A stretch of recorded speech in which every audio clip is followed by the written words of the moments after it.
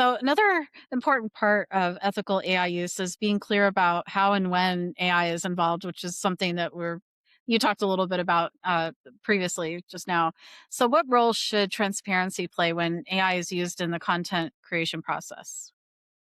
So I think it's absolutely essential. There's got to be some level of attribution. Now, does it need to be, a full attribution every single time? I don't think so. But there still needs, like, give you an example. If I use an AI tool to check my grammar, I probably would still put, AI was used to check grammar or something. So someone that kind of knows. That's different than if the entire thing was created by an AI tool, right? I need to have a full attribution statement there. Um, because when we think about this in kind of the bigger picture, if I send you a document for review and it has no attribution statement on it, and you take it as my work, and you may take it because you have a level of trust in my work. Um, but if I put an attribution statement that I used AI on it, you might look a little deeper because now you're looking at the tool being used and not the person that produced it, right? So I, I just think it's absolutely, we have to be completely transparent. Again, who owns accountability? It's the person that put it together, the user. But we need to attribute that we use some of these tools so that we don't do some of those, screening. When we do the screening and review process, we know to look maybe a little bit harder, or some of those specific things we know AI doesn't do real well, right? So that we can actually focus in on those things and find them during the review process, so they don't survive, right? That review process as we're going through. So I think there has to be some level of attribution, but I think it varies depending on the use that it's being done. And again, maybe in the final product, like the student facing product, there's not an attribution statement, but during that development process there is, as it goes through the cycles, so everybody kind of knows that a specific tool in a specific way, AI was used to help them review the product, as it's That's going through the good. process. So that Yeah. again, and again, I think it's even on the student side, right? When you're submitting products, there should be complete transparency there. What's allowed with AI. How did I use it?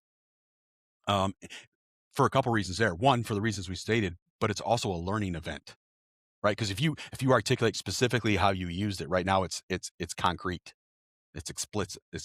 So I think that's an important step, when we're learning to work with it, right? So even, I guess, even as an instructional designer doing that, right? You're making it explicit. How did I use this tool producing in the production of this product? You make it explicit Right. when you attribute it.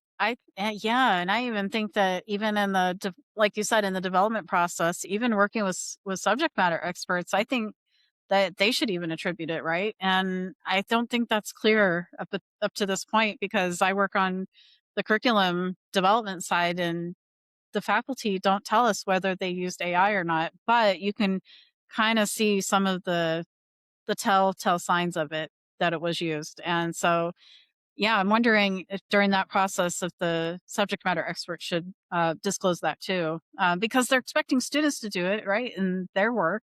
So why can't they do it? It's just modeling good behavior overall, right? Well, on top of that, it should be in compliance with whatever organizational policies in place. Right. Right. So if there's an organizational policy that there's 100% transparency, then yes, absolutely. But Mm, I'm not aware of a lot of organizations that will have 100% transparency, as part of their policy. right. Right. So, and again, we're in the Wild West here, right? I mean, we can use academic journals as an example here. Some academic journals say no.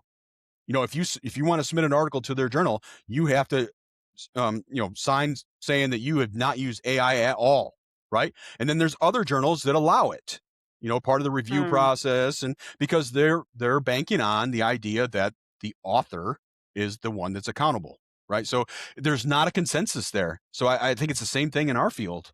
We're seeing the same thing. There's not a consensus, but I would always err on the side of making it transparent.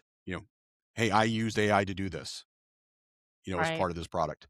And again, it doesn't have to be in the final product. That attribution can be removed, right? But during the development process and review process and the quality assurance process, it's attributed.